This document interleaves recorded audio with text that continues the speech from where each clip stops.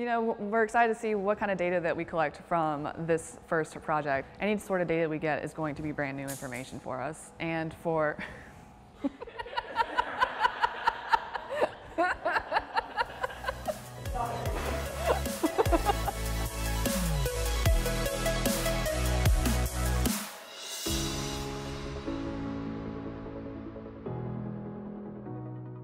Three, 2, 1, and 0.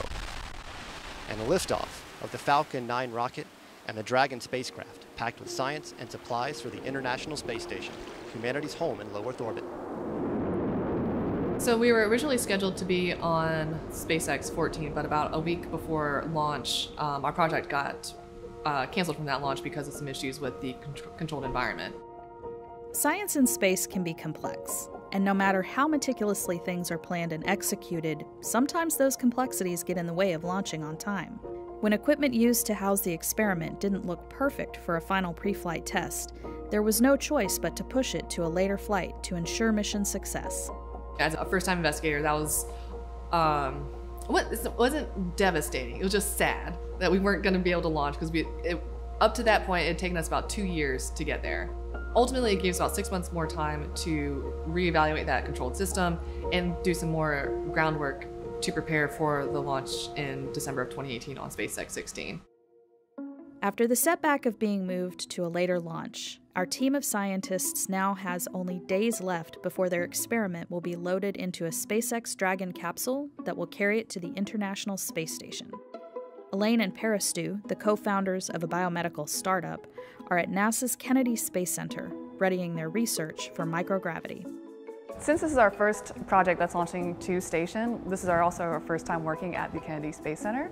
So it's been an exciting moment to, not just see the visitor center and go look at the touristy things, but also get past the security gate and into the actual laboratories. While some experiments are loaded into Dragon in the weeks leading up to launch, others have more time-sensitive components. These require precise preparation and loading in the days before liftoff. For those scientists, laboratories at the Kennedy Space Center that are a part of the Space Station Processing Facility, or SSPF, become a home away from home.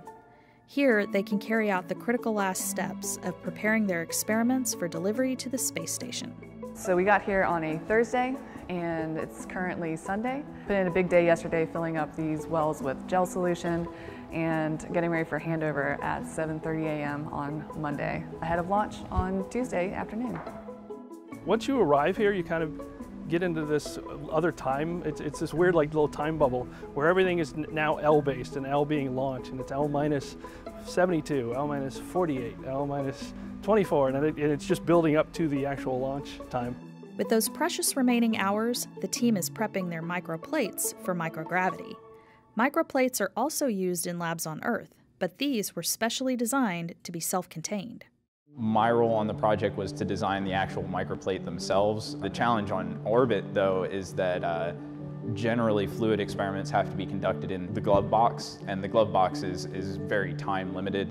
It's very crew intensive. So we've designed this self-contained microplate that can be operated outside of the glove box. It has all of the containment to keep the fluids inside. So we have loaded these wells with hydrogels that they were carrying drugs, and we want to actually look at the effect of microgravity and how the release of the drug is affected when we send it to the space station. So the concern that we have is that if we have bubbles that are in the wells, it may be difficult for the plate reader to be able to read the amount correctly. So we are being very careful with how we are loading the waters. So what's left to do today, once Parastu here finishes filling the microplates, I'm going to take over and seal them up completely. Once that's done, we'll add all of the labels onto the microplates and put them in a self-contained box that is what they'll actually travel to the space station on. 3 years in the making just to get here. Once we do that, we'll turn it over to Cold Stow. Cold Stow will take it from there, and the next time we'll see them, we'll be on orbit, and the crew's opening them up. Cold Stow, short for cold stowage, is the team responsible for making sure that the research stays at the right temperature on its journey from the lab on Earth to the lab in space. This handoff is one of the last steps before being loaded onto the rocket. The cold stowage team will take Elaine and Peristu's experiment and keep it safe and sound before it's loaded for launch. Does it feel like a relief? Well, it'll feel like a relief when we actually see it take off. And then it'll be finally... It's a huge step though. Yeah. It's done. It's out of our hands at this point. Yeah. It'll be officially out of our hands when it leaves the Earth's surface. So that'll be the moment that we're finally done. Until we get data, and then we get to process it. That's just the beginning, actually. So what'll happen now is, now that we've handed them over to NASA, NASA will deliver, they're on their way right now out to Dragon to be loaded. And the launch hopefully will happen tomorrow at 1338. I've been involved since the very beginning, which is approximately about 3 years ago. It's been a long road, but like everything, it's a lot of work. It's worth it. And we're excited to help Timpanogos get some data for this project. Overall, we're going to get a lot of data from just this one project and those 2 experiments that are going to inform a lot of different things for us. All